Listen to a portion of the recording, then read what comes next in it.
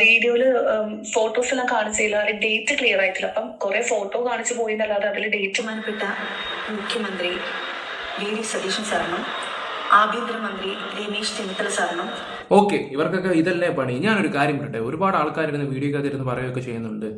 ഈ പറയുന്ന ഇത്രയും കാര്യങ്ങൾ സോഷ്യൽ മീഡിയ ചർച്ച ചെയ്തുകൊണ്ടിരിക്കുമ്പോൾ എന്തുകൊണ്ട് ഇവരാരും കേസ് എടുക്കുന്നില്ല എന്നുള്ള രീതിയിലാണ്.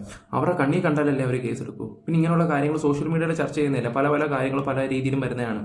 ഇതൊക്കെ തെളിവ് സഹിതം കേസും കാര്യങ്ങളൊക്കെ കൊണ്ടുകൊടുക്കാൻ ഒരാൾ വേണം. അല്ലാതെ ഇവിടെ വന്നിട്ട് അത് പറഞ്ഞു ഇത് പറഞ്ഞു മറ്റു പറഞ്ഞിട്ട് കാര്യമില്ല.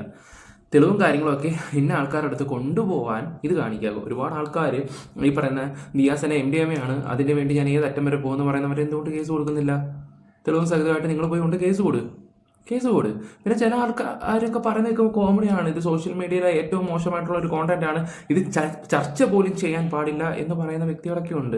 എന്ന് പറയുകയും ചെയ്യും, എന്നിട്ട് നോക്കുമ്പോൾ ഇരുന്ന് ചർച്ച ചെയ്യുകയും ചെയ്യും. ഓക്കെ, എന്തായാലും നമുക്കൊക്കെ കുറച്ച് ചീത്തപേരും കാര്യങ്ങളൊക്കെ ഉണ്ട്. ഇതുപോലുള്ള കോണ്ടന്റ് ഒക്കെ ചെയ്യുന്നതുകൊണ്ട് നിനക്കൊക്കെ വേറെ പണിയില്ല, നാണോ ഇല്ലാതെ വന്നിട്ട് ഇതുപോലൊക്കെ ഇരുന്ന് നിനക്ക് നാണമില്ലടാ, കുടുംബശ്രീയൊക്കെ ആയിട്ട് ഇങ്ങനെ സംസാരിക്കാനൊക്കെ ഒരുപാട് ആൾക്കാർ പറയുന്നുണ്ട്. സോഷ്യൽ മീഡിയ വരുന്ന കാര്യങ്ങൾ നമുക്ക് ചർച്ച ചെയ്യാം. അതിൻ്റെ ശരി ഏതാണ് തെറ്റായതാണെന്ന് നമുക്ക് ആൾക്കാർ മുമ്പിൽ പ്രസൻറ്റ് ചെയ്യാൻ പറ്റും. അതാണ് നമ്മളിവിടെ കാണിക്കുന്നത്. പിന്നെ ചില കാര്യങ്ങളൊക്കെ നമ്മളെയും കൂടെ പേഴ്സണലായി ചെന്ന് പെട്ടുപോയിട്ടുണ്ടെങ്കിൽ നമ്മൾ അതും കൂടെ വെച്ചിട്ട് വൈരാഗ്യത്തോടെ സംസാരിക്കുകയൊക്കെ ചെയ്യുമ്പോൾ നമ്മുടെ കുഴപ്പമല്ല. അതങ്ങനെയാണ്. നിങ്ങൾക്കൊന്നും പറഞ്ഞാൽ മനസ്സിലത്തില്ല. നിങ്ങൾ വിചാരിക്കും ഇവനത് എത്ര ദേഷ്യമെന്ന്. ഈ വിഷയത്തിൽ തന്നെ എന്നെ ഇപ്പം ഒരു 4 ആൾക്കാർ വിളിച്ചിട്ടുണ്ട്. 4 പേര് അത്യാവശ്യം നല്ല ഹൈ പ്രൊഫൈലുള്ള ടീംസൊക്കെ തന്നെയാണ്. അവർ ചില ആൾക്കാർ പറയുന്നത് ഞങ്ങൾ ഇതിലോട്ട് വിളിച്ച് ഇടരുത്. ചില ആൾക്കാർ എന്താ പറയണ്ടത്, അതിൻ്റെ സത്യാവസ്ഥ ഇതാണെന്നും പറഞ്ഞിട്ട് നമ്മൾ പ്രതീക്ഷിക്കാത്ത തെളിവുകളൊക്കെ തരുവൊക്കെ ചെയ്യുന്നത്. ഓക്കെ, ഇപ്പോൾ ഇവിടെ കൂടുതലും പ്രശ്നത്തിലായിരിക്കുന്ന ഒരു വ്യക്തി റോഷിനി എന്ന് പറയുന്ന ഒരു പെൺകുട്ടിയാണ്. റോഷിനിയാണ് കൂടെ എന്നിട്ട് കാല് വാരിയത്. അപ്പം റോഷിനിയുടെ കുറച്ച് വോയിസും കാര്യങ്ങളും നമ്മൾ കേട്ടിട്ടുള്ളത്. ഈ എത്ര വർഷം മുമ്പുള്ള ബന്ധമാണ്, കൂട്ടാണെന്നുള്ള കാര്യങ്ങളൊക്കെ പറയുന്ന ഒരു വോയിസ് നമ്മുടെ യൂട്യൂബർ അതുൽ വ്ളോഗ്സിൻ്റെ ചാനലിൽ വന്നിട്ടുണ്ടായിരുന്നു. ഞാൻ ഇന്നലെയും പറയുന്നുണ്ട്, ചില എക്സ്ക്ലൂസീവ് കാര്യങ്ങളൊക്കെ അണ്ണനെയാണ് ഞാൻ ഉദ്ദേശിച്ച് സംസാരിക്കുകയൊക്കെ ചെയ്തത്. പിന്നെ നിങ്ങൾക്ക് എല്ലാവർക്കും അറിയാവുന്ന കാര്യങ്ങളൊക്കെ തന്നെയാണ്. മെയിനായിട്ടുള്ള കാര്യങ്ങൾ ഇതുപോലുള്ള വിഷയങ്ങളൊക്കെ അവൻ സിമ്പിളായിട്ട് ഹാൻഡിൽ ചെയ്യുന്ന ഒരാളൊക്കെ തന്നെയാണ്. ഓക്കെ, അപ്പം റോഷിനിയുടെ കാര്യം പറയുമ്പോൾ റോഷിനിയുടെ എവിടെ നിന്നാണ് തുടങ്ങിയെന്ന് വെച്ചാൽ അതിലോട്ട് പോവാം. പിന്നെ രമേശ് ചെന്നിത്തല സാറും ഈ വി.ഡി. സതീശൻ സാറും ഇത് മാത്രമല്ല ഇപ്പോൾ നോക്കിക്കൊണ്ടിരിക്കുന്നത്, അവരൊരു വലിയൊരു കാര്യം ചെയ്തുകൊണ്ടിരിക്കുകയാണ്. നിങ്ങളിപ്പോൾ ചെയ്യേണ്ടതെന്ന് വെച്ചാൽ ഇപ്പോൾ കംപ്ലൈൻറ്റ് കൊടുക്കുക. ഇതിനു വേണ്ടി നീതി മേടിച്ചു കൊടുക്കാൻ വേണ്ടി ഇപ്പോഴും ഈ പറയുന്ന സജനയും പൂക്കുട്ടിയെ പോലുള്ള വ്യക്തികൾക്കൊക്കെ വേണ്ടി സംസാരിക്കാൻ വേണ്ടി നിൽക്കുന്ന ഒരുപാട് ആൾക്കാരുണ്ട്. ഇവിടെ ഈ പറയുന്ന ദിയാസനയുടെ ഭർത്താവിൻ്റെ വീട്ടിൽ പോകുന്നു, അവിടെ ഇന്റർവ്യൂ എടുക്കുന്നു, പഴയതും പുതിയതും ഒക്കെ ചരിത്രങ്ങൾ കൊണ്ടുവരുന്നു. എൻ്റെ പൊന്നു വായിക്കൊട്ട വരുന്നു, ഉള്ള കാര്യം പറയാമല്ലോ.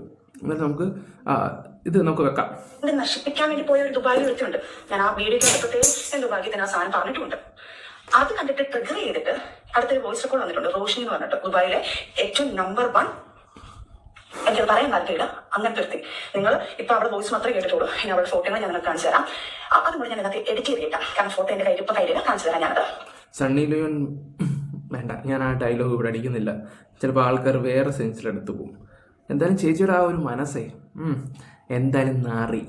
ബാക്കിയുള്ളവരും കൂടെ ഞാനങ്ങ് നാറ്റിച്ചടങ്ങത്തുള്ള രീതിയിലാണ് ചേച്ചിയുടെ സംസാര രീതിയൊക്കെ കാണുമ്പോൾ തന്നെ. നിങ്ങളൊന്ന് ആലോചിച്ച് നോക്കിയേ. നേരത്തെ ഇവർ മുതൽ 2023, 2022 ഫോട്ടോസും കാര്യങ്ങളും ഡീറ്റെയിലും ഒക്കെ വെക്കുകയൊക്കെ ചെയ്യുന്നത്. നല്ല ഫ്രണ്ട്ഷിപ്പാണ്. പിന്നെ ഇവിടെ സ്വഭാവം മനസ്സിലാക്കിയിട്ടിട്ട് പോയതാണ്.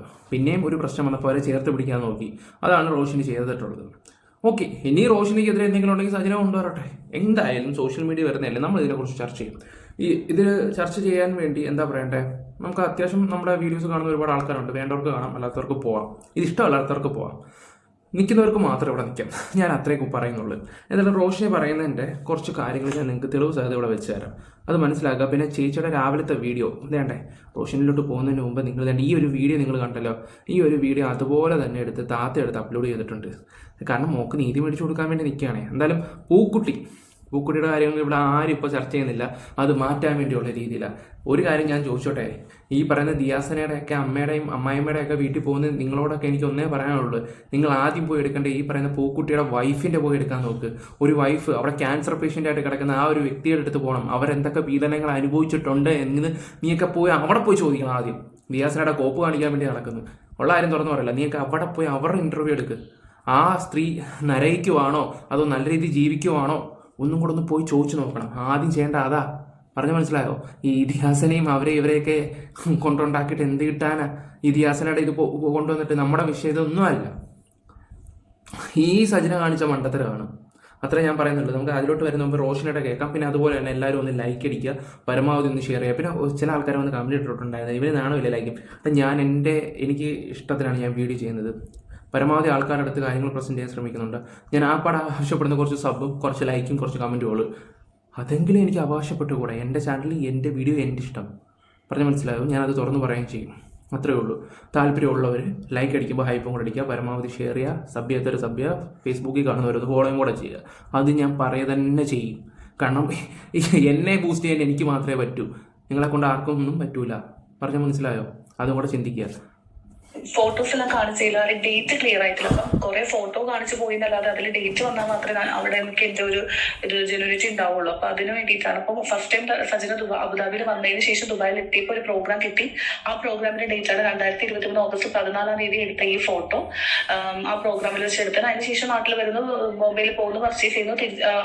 പർച്ചേസ് ചെയ്ത് തിരിച്ചെത്തിയതിനു ശേഷം ഞങ്ങൾ ഫാമിലിയിൽ എല്ലാവരും കൂടി, അതായത് വിത്ത് സജന അടക്കന്റെ കസിൻസ് എല്ലാവരും കൂടിയിട്ട് ഒരു വർക്കല ട്രിപ്പ് പോയതിന്റെ ഫോട്ടോയാണത്. അതിനുശേഷം പിന്നെയുള്ളത് പിന്നെയും തിരിച്ച് സജന ദുബായിലെത്തുന്നു. അതിന്റെ അടുത്തോട്ടാണ് വന്നത്. ആ സമയത്ത് ഈ ലൈസൻസിന്റെ ആവശ്യങ്ങൾക്ക് വേണ്ടിയിട്ടാണ് നടക്കുന്നത്. അപ്പൊ ആ സമയത്ത് റസൂൽ പൂക്കുട്ടി ഉണ്ടാക്കിയ ഒരു ഗ്രൂപ്പ്, അത് കറക്റ്റ് ആയിട്ട് അതിനകത്ത് ക്ലാരിറ്റി ഇല്ല. അപ്പൊ അതും കൊടുത്തിട്ടുണ്ട്. അത് പുള്ളിക്കാരനാണ് അതിന്റെ അഡ്മിൻ ആയിട്ടുള്ളത്.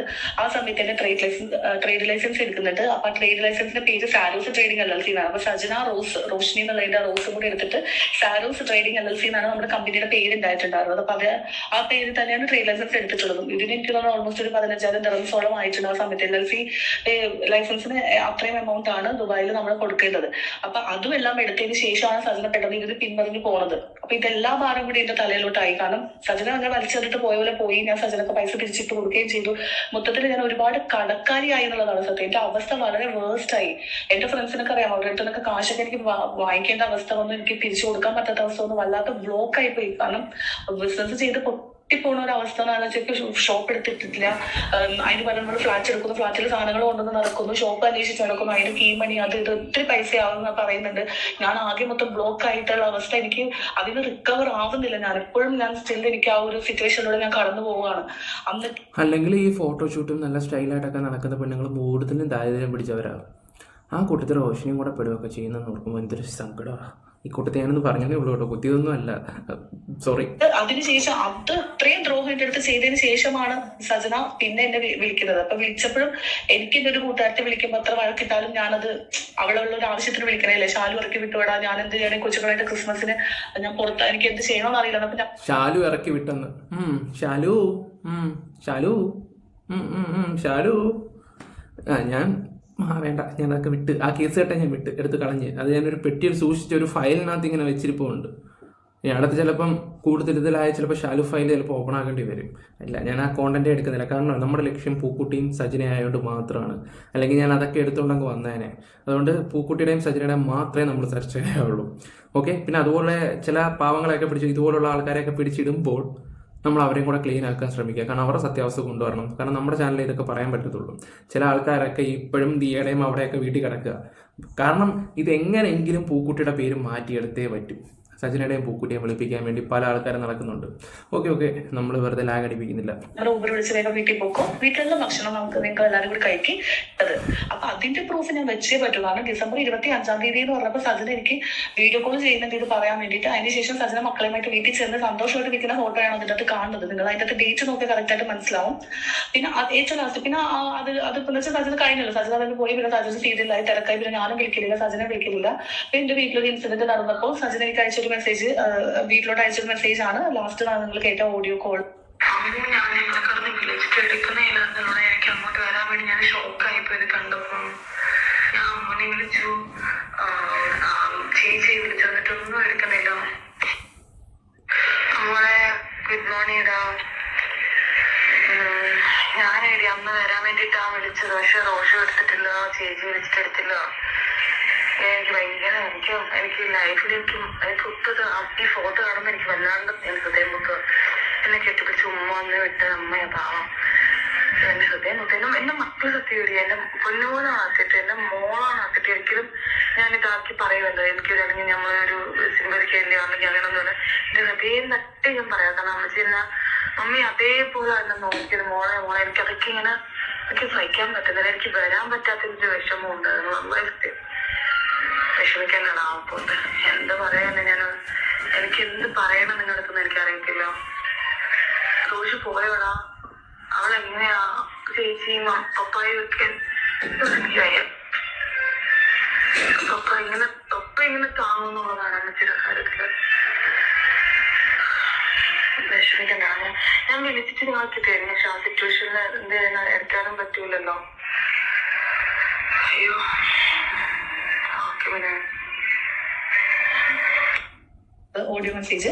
അപ്പൊ അതിന്റെ ഡേറ്റ് വന്നിട്ട് ജൂലൈ 3 2024 അതായത് ഒരു 1.5 ഇയർ പോലും ആകാത്ത അത്രയുള്ളൊരു ജേർണിയാണ് കാണിക്കണം.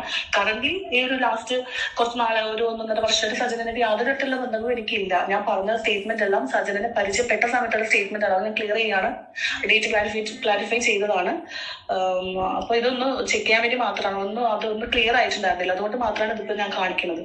ഇത്രയൊക്കെ കഷ്ടപ്പെടുത്തിയിട്ടും പിന്നെയും എന്നെ നാണം കെടുക്കാൻ കാണിച്ച സജനയുടെ മനസ്സ് ആരും കാണാണ്ട് പോകരുത്. ഓക്കെ, അപ്പം നിങ്ങൾ അവരുടെ വോയിസും കാര്യങ്ങളൊക്കെ കേട്ടല്ലോ. ഇന്ന് രാവിലത്തെ ഒരു വീഡിയോ ഞാൻ വെക്കാൻ മറന്നു പോയിട്ടുണ്ടായിരുന്നു, അതും കൂടെ ഞാനൊന്ന് വെക്കാം. അപ്പോൾ റോഷനയുടെ പാവങ്ങളെല്ലാവരും കേട്ടെന്ന് തോന്നുന്നുണ്ട്. കാരണം ഇതിപ്പോഴും മാനിപ്പുലേഷൻ ഇങ്ങനെ നടന്നുകൊണ്ടിരിക്കുകയാണ്. അവർക്ക് രക്ഷപ്പെടാൻ വേണ്ടി പൂക്കുട്ടി ഇപ്പോഴും വീട്ടിൽ നിന്ന് ഇറങ്ങിയിട്ടില്ല. പുള്ളി നാണം കെട്ടിറങ്ങി ഇങ്ങനെ നിൽക്കുകയാണ്. പിന്നെ അതുപോലെ തന്നെ ഈ ഇന്നലെ കുടുംബക്കോടതിയിലെ കുറേ കാര്യങ്ങളും കേസുകളും ഒക്കെ ആയിട്ട് ഇങ്ങനെ ഓടിക്കൊണ്ടിരിക്കുകയാണെന്നാണ് അറിയാൻ കഴിഞ്ഞിട്ടുള്ളത്. അദ്ദേഹത്തിൻ്റെ വൈഫ് കൊണ്ട് കേസ് കൊടുത്തെന്നും ഇങ്ങനെ പറയുകയൊക്കെ ചെയ്യുന്നുണ്ട്. എല്ലാവരും കിടന്നിട്ട് ഇവർക്കൊക്കെ സപ്പോർട്ട് ചെയ്യുന്ന ആ ഭാര്യയുടെ കാര്യങ്ങളൊന്ന് ആലോചിച്ച് നോക്കണം. ഒരു ക്യാൻസർ പേഷ്യൻ്റാണ്. അവർ എത്രമാത്രം പെയിൻ അനുഭവിക്കുന്നുള്ള കാര്യം ഞാൻ പറയുന്നത് തന്നെ ആ രോഗമുള്ളവർക്ക് അത് മനസ്സിലാക്കാൻ പറ്റുന്ന കാര്യം. ഒരു മനുഷ്യർക്കും അത് വരരുത്. അതിൻ്റെ ഒരു പെയിൻ എന്നൊക്കെ പറഞ്ഞാൽ നിങ്ങൾ ഉദ്ദേശിക്കുന്ന പോലെയല്ല. ഞാൻ ഇന്നലെ ഒരു വ്യക്തിയായിട്ട് സംസാരിച്ചപ്പം ആ വ്യക്തിയുടെ അവസ്ഥ ഒരു കിടന്ന അലറിക്കൊണ്ടായിരുന്നു കരഞ്ഞുകൊണ്ടിരുന്നത്. അലറിക്കൊണ്ട് എനിക്കിപ്പോഴും ഓർമ്മയുണ്ട്. അപ്പോൾ അതൊന്നും ആർക്കും വരരുത്. അപ്പോൾ അവർക്ക് വേണ്ടി സംസാരിക്കാൻ ഒരു മനുഷ്യരുമില്ലല്ലോ എന്ന് ഓർക്കുമ്പോഴാണ് ഏറ്റവും കൂടുതൽ വിഷമമായിട്ടുള്ള കാര്യം. ഇനി പറ, ഇനി അവിടെ അടുത്ത വീഡിയോ കാണാം. ഇത് ഞാൻ വെച്ചില്ലായിരുന്നു രാവിലെ, എന്തായാലും ഒന്ന് വെക്കാം. മുഖ്യമന്ത്രി വി.ഡി. സതീശൻ സാറിനും ആഭ്യന്തരമന്ത്രി രമേശ് ചെന്നിത്തല സാറിനും DGP സാറിനും വേണ്ടിയിട്ടാണ് ഞാൻ ഈ വീഡിയോ ചെയ്യുന്നത്. കോപ്പ വീഡിയോ ചെയ്യാതെ വല്ല സ്റ്റേഷനിലോ അവിടെ വല്ലതും പോയി കംപ്ലൈൻറ്റ് കൊടുക്കാൻ നോക്ക്. എന്തുകൊണ്ട് നിങ്ങൾ അത് ചെയ്തില്ല? നിങ്ങൾ അവിടെ പോയി എന്തൊരു കടലാസും കാര്യങ്ങളൊക്കെ കൊടുത്താൽ മാത്രം പോരാ, അത് ഫോളോ അപ്പ് ചെയ്യണം. എന്തെങ്കിലും പോലീസ് ഫോളോ അപ്പ് ചെയ്തിട്ടുണ്ടെന്നാണ് അറിയാൻ കഴിഞ്ഞത്. പുള്ളിയുടെ സർക്കാർ നല്ല ഫാസ്റ്റാണ്, അത് വേറെ കാര്യം. പറ സർ, നാളിതുവരെ ഞാൻ ഒരു വിക്ടിമായ ഒരു വ്യക്തി വന്ന് പബ്ലിക്കിൽ ഒരു വീഡിയോ ആവട്ടെ, പോലീസ് സ്റ്റേഷനിലാവട്ടെ, ഓപ്പറേഷൻ തൂഫാനായിട്ടുള്ള അവരുടെ കോണ്ടാക്റ്റിലാവട്ടെ, ഇതിലെല്ലാം ഞാൻ വിളിച്ച് ഒരു വ്യക്തിമായ ഒരു വ്യക്തി വിളിച്ച് തെളിവ് സഹിതം കേരളത്തിലെ നമ്പർ 1 വനിതാ ഡീലറായ ദിയാസനയ്ക്കെതിരെ ഒരു മോളെ കേരളത്തിലെ നമ്പർ 1 ഡീലർ ആ ഒരു സൗണ്ട് നിങ്ങൾ ശ്രദ്ധിച്ചോ? സോറി, ആ സൗണ്ട് അല്ല, ആ ഒരു ലൈൻ നിങ്ങൾ ശ്രദ്ധിച്ചോ? Dealer number 1 dealer. നമ്മുടെ താത്ത നമ്മുടെ രേണുസുതി പറഞ്ഞുകൊണ്ടിരുന്നതാണ്. ഇതെല്ലാം പറഞ്ഞ് പഠിപ്പിച്ചങ്ങോട്ട് കൊടുത്തങ്ങോട്ട് വിടും, ചേച്ചി അങ്ങോട്ട് കാച്ചും. എന്നിട്ട് ആ വീഡിയോ അതുപോലെ എടുത്തിട്ട് താത്ത അപ്ലോഡ് ചെയ്ത് വെക്കും. എന്തൊക്കെയാടേ. ഒരു കാര്യം ഞാൻ പറയാം, നമ്മുടെ ചാനലിനൊക്കെ നല്ല സ്ട്രൈക്കും പണിയൊക്കെ കിട്ടാൻ പോവാണ് ഉടനെ തന്നെ. എനിക്കത് മനസ്സിലായിട്ടുണ്ട്. 3 സ്ട്രൈക്ക് അടിച്ച് എൻ്റെ ചാനലിൽ പഠിച്ചു പോകും. പക്ഷെ കുഴപ്പമില്ല, എല്ലാം ദൈവത്തിൻ്റെ കയ്യിലാണല്ലോ. ഈശ്വര നൽകിയിട്ടുണ്ടായിരുന്നു. നാളിതുവരെ അതിനൊരു തീരുമാനമായിട്ടില്ല. അവരെ ചെക്ക് ചെയ്യണമെന്നും ഞാൻ കേൺ അപേക്ഷിക്കുകയാണ് സർ. അതുകൂടാതെ ഇപ്പോൾ എൻ്റെ പേരിലും കുറേ അലിഗേഷൻ വരുന്നുണ്ട്, ഞാനും ഇത് ഉപയോഗിക്കുന്നുണ്ടെന്ന് പറഞ്ഞുകൊണ്ട്. സർ, എന്നെയും പരിശോധിക്കണമെന്ന് കേൺ അപേക്ഷിക്കുകയാണ്. ഇത് എനിക്ക് വേറൊരു മാർഗമില്ലാതെയാണ് ഞാൻ ഈ വീഡിയോ ചെയ്യുന്നത് സാറിന് വേണ്ടിയിട്ട്, നിങ്ങൾക്ക് വേണ്ടിയിട്ട്. എൻ്റെ വീട്ടിൽ ഞാനൊരു വിക്ടിമാണ്. എൻ്റെ വീട്ടിൽ വന്ന് ദിയാസന ഫെബ്രുവരി 15 കുറച്ച് ഫ്രണ്ട്സുമായിട്ട് വന്നിട്ട് ദിയാസനയും ഒരു പയ്യനും കൂടി ഈ MDM യൂസ് ചെയ്തത് എൻ്റെ കണ്ണുകൊണ്ട് കണ്ടതും ആ നിമിഷം എനിക്ക് എന്ത് ചെയ്യണമെന്നും അറിയാതെ പേടിച്ച് വല്ലാത്ത അവസ്ഥയിൽ നിന്നും അത് എങ്ങനെ ഡീൽ ചെയ്യണമെന്ന് എനിക്കറിയാതെ എങ്ങനെയെങ്കിലും ഇവരെ പറഞ്ഞയച്ചാൽ മതി എന്ന് പറഞ്ഞു. അവിടെ ഇരിക്കുന്ന പൊടി ബാക്കിയെടുത്ത് ഞാൻ വലിക്കാൻ നിൽക്കുന്ന രീതിയിൽ നിന്നപ്പോൾ പോലും എന്നെയും നിർബന്ധിച്ചു. എൻ്റെ കൂടെ ബിഗ് ബോസ് താരമായിട്ടുള്ള കുറച്ച് അവരെയും നിർബന്ധിച്ചിട്ടുണ്ടായിരുന്നു ഇവര്. ഞാനതിന് തടസ്സം പറഞ്ഞു, എതിര് പറഞ്ഞു, ഞാൻ മാറി. അതിനുശേഷം അന്ന് അങ്ങനെയാണ് പോയവർ. അതിനുശേഷം വീണ്ടും ഒരു ദിവസം എന്നെ വിളിച്ചിട്ട് ഞങ്ങൾ അങ്ങോട്ട് വരികയാണ് കുറച്ച് പേര് എന്ന് പറഞ്ഞപ്പോൾ ഞാൻ ഇതിനെതിരെ ഞാൻ എതിർത്തത് കൊണ്ട് പുള്ളിക്കാരിക്ക് എൻ്റെ അടുത്ത് ദേഷ്യവും എൻ്റെ പേഴ്സണലായിട്ടുള്ള വീഡിയോസും വോയിസ് റെക്കോർഡും എല്ലാം വെളിയിലിട്ട് ഇത് വെളിയിൽ പറഞ്ഞു കഴിഞ്ഞാൽ മോളെ നീയാടി പെണ്ണ്, നീയാണ് പെണ്ണ്, പെണ്ണുങ്ങൾക്ക് പോലും ശാപം. കണ്ടില്ലേ അവളാദ്യം എങ്ങനെ മാനിപ്പുലേറ്റ് ചെയ്യുന്നത് നിങ്ങൾക്ക് ഇപ്പോൾ മനസ്സിലായി കാണുമല്ലോ. ഈ ഒരു കാര്യം ഞാൻ കറക്റ്റ് ഫോളോ ചെയ്യുന്നുണ്ട്, എനിക്ക് നല്ല രീതിയിൽ മനസ്സിലായി. ഇവളെ പോലെ ഒരു കള്ളി. ഫെബ്രുവരി നടന്ന കാര്യത്തിന് വേണ്ടിയാണോ താൻ ഈ സംസാരിക്കുന്നത്?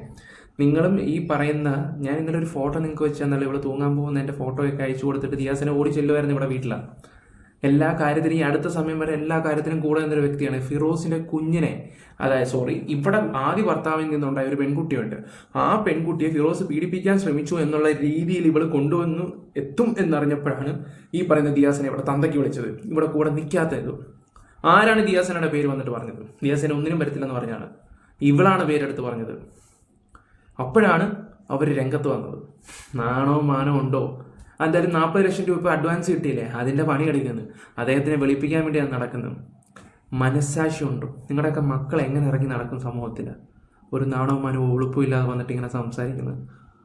എന്നുള്ള ഒരു ഭീഷണിയുമായിട്ടാണ് അവർ വന്നത്. ദയവ് ചെയ്ത് സാർ, ഞാൻ ഈ പറയുന്നത് കള്ളമാണെങ്കിൽ സാർ ഞങ്ങൾ രണ്ടുപേരെയും പരിശോധിക്കുക. ഇവിടുത്തെ ഏറ്റവും വലിയ വനിതാ ഡീലറിനെ ആയിരിക്കും സാർ ഇത് കാരണം നമ്മളുടെ കേരളത്തിന് തന്നെ കിട്ടുന്നത്. സർ, ഇതുപോലത്തുള്ള തെളിവ് സഹിതം വന്ന് ഒരു വിക്ടിമായ ഒരാൾ വന്ന് പറയുമ്പോൾ അത് നിയമ നടപടികൾ എടുക്കണമെന്ന് അപേക്ഷിക്കുകയാണ് സർ നിങ്ങളോട്. ഓപ്പറേഷൻ തൂഫാൻ എന്ന് പറഞ്ഞ് നടത്തുന്ന നമ്മളുടെ കേരളത്തിനായാലും മറ്റൊരു മാതൃകയാവണം സർ ഇത് തെളിവ് സഹിതം ഈ പുള്ളിക്കാരിയെ ചെക്ക് ചെയ്താൽ പുള്ളിക്കാരി രീതിയിൽ ഉപയോഗിക്കുന്നുണ്ടെന്നും അവരെ അറസ്റ്റ് ചെയ്താൽ തെളിഞ്ഞതിന് ശേഷം അവരെ അറസ്റ്റ് ചെയ്താൽ പല ഡീലേഴ്സിനെയും പൊക്കാമെന്നും ഞാൻ അപേക്ഷിക്കുന്നു. ഇവരുടെ കുഞ്ഞുങ്ങൾക്കാവട്ടെ പല നല്ല ആൾക്കാർ രക്ഷപ്പെടാൻ വേണ്ടിയിട്ട് സർ ഇത് ചെയ്യണമെന്ന് ഞാൻ അപേക്ഷിക്കുന്നു. ഇത് ഞാൻ എൻ്റെ അവസാന വീഡിയോ ആയിരിക്കും. ഇനി ഞാൻ ഇതിന് പുറകെ നടക്കാൻ ഞാൻ എന്നെക്കൊണ്ട് മാക്സിമം കഴിയുന്ന, എന്നാൽ ഒരു പെണ്ണിനെ കൊണ്ട് കഴിയുന്ന ഒരു വിക്ടിമായ ഒരാൾ ഇതിന് മാക്സിമം ഞാൻ സംസാരിച്ചിട്ടുണ്ട് സർ. ഇനിയെങ്കിലും ഞാൻ ഇത് നിങ്ങൾ നിയമപടി എടുക്കുമെന്ന്, ഈ നാടിനെ നന്നാക്കുമെന്നും ഇതുപോലുള്ള ആൾക്കാരെ പിടിച്ച് അതിന് നിയമവശമായി കൊണ്ടുവരുമെന്നും ഞാൻ പ്രതീക്ഷിക്കുന്നു. ഞാൻ ഈ സംസാരിക്കുന്ന സംസാരം പോലും എന്നെ ഇപ്പോൾ ക്രാന്തിയാക്കിക്കൊണ്ടിരിക്കുകയാണ് സാർ. അതുപോലെ തന്നെ എനിക്കും പേടിയുണ്ട് സാർ. എൻ്റെ വീട്ടിൽ എന്തെങ്കിലും കൊണ്ടുവെക്കുമോ, വീട്ടുകാർക്ക് അപകടം വരുമോ, എനിക്ക് ഭയങ്കര പേടിയുണ്ട് സാർ. അതുകൊണ്ട് ദയവായി സാർ, എനിക്ക് തോന്നുന്നു എന്തോ ഒരു സാധനം ചേച്ചിയുടെയും മരുന്നോ കാര്യങ്ങളോ എന്തോ അവിടെ മിസ്സായിട്ടുണ്ടെന്ന് തോന്നുന്നു. അല്ല ഗുളിയോ അല്ല, ഇനി വല്ല റെയ്ഡ് നടത്തുമ്പോൾ അത് വല്ലതും കിട്ടിയാലേ ഇവർ കൊണ്ടുവച്ചാന്നാണെങ്കിൽ പറയാലോ. കൊള്ളാം, അടവ് നടപടി എടുക്കണമെന്ന് അപേക്ഷിക്കുകയാണ് സാർ. ഞാനൊരു കാര്യം പറയട്ടെ, നമ്മൾ ഈ LKG UKG പിള്ളേർ കള്ളം പറയത്തില്ലേ? കള്ളം പറയുമ്പോൾ അത് വെളുപ്പിക്കാൻ വേണ്ടി വന്ന് സംസാരിക്കുന്ന ഒരു ശൈലിയുണ്ട്. അതുപോലുണ്ട് ഇവരുടെ സംസാരം കാര്യങ്ങളൊക്കെ കേൾക്കുമ്പോൾ തന്നെ. പുച്ഛത്തിനൊക്കെ പിന്നെ അന്തസ്സുണ്ട് കേട്ടോ മേഡം. കുറച്ചും കൂടെ വേണം. ഉളുപ്പെന്ന് പറയുന്ന സംഭവമുണ്ട്. എത്ര നാൾ കഴിഞ്ഞാലും ഈ ഒരു കറ എനിക്ക് തോന്നുന്നില്ല നിങ്ങളുടെ കഴുകി കളയാൻ പറ്റുമെന്ന്. എന്തായാലും കൊള്ളാം. ദൈവമേ, ആർക്കും ഇതുപോലെ ഒരെണ്ണത്തിനെ കിട്ടല്ലേ, അത്രേ എനിക്ക് പറയാനുള്ളൂ. പൂക്കുട്ടിയും ഓൾറെഡി എന്താ പറയണ്ടേ, ആദ്യ ഭർത്താവ് വിട്ട്, പിന്നെ ഫിറോസ് വിട്ട്, പൂക്കുട്ടിയും. പിന്നെ ആദ്യ ഭർത്താവ് എന്ന് പറഞ്ഞാൽ അടിക്കും വെടിക്കും ദ്രോഹിക്കും, കൊച്ചിനെ എടുത്ത് കിണറ്റി കൊണ്ടിടാൻ പോവും, ആ ഒരു ടൈപ്പ് സാധനമാണെന്നും പറഞ്ഞിട്ടാണ് ഈ പറയുന്ന ഫിറോസിൻ്റെ അടുത്ത് ചെന്നത്. പുള്ളി സംസാരം മാത്രമേ ഉള്ളൂ, ലോല ഹൃദയന അക്സെപ്റ്റ് ചെയ്ത് ഇവർ കാണിക്കുന്ന എല്ലാ തോന്നിവാസത്തിനും കൂടെ നിന്ന് അവസാനം ഇപ്പം അനുഭവിച്ചുകൊണ്ടിരിക്കുന്നു. ആരും ഇതൊന്നും കേട്ട് വിശ്വസിക്കല്ലേ, അത്രേ ഞാൻ പറയുന്നുള്ളൂ. വീഡിയോസ് ഇഷ്ടപ്പെട്ട ലൈക്ക് ഷെയർ സപ്പോർട്ട് ചെയ്യാം. Bye, love you all.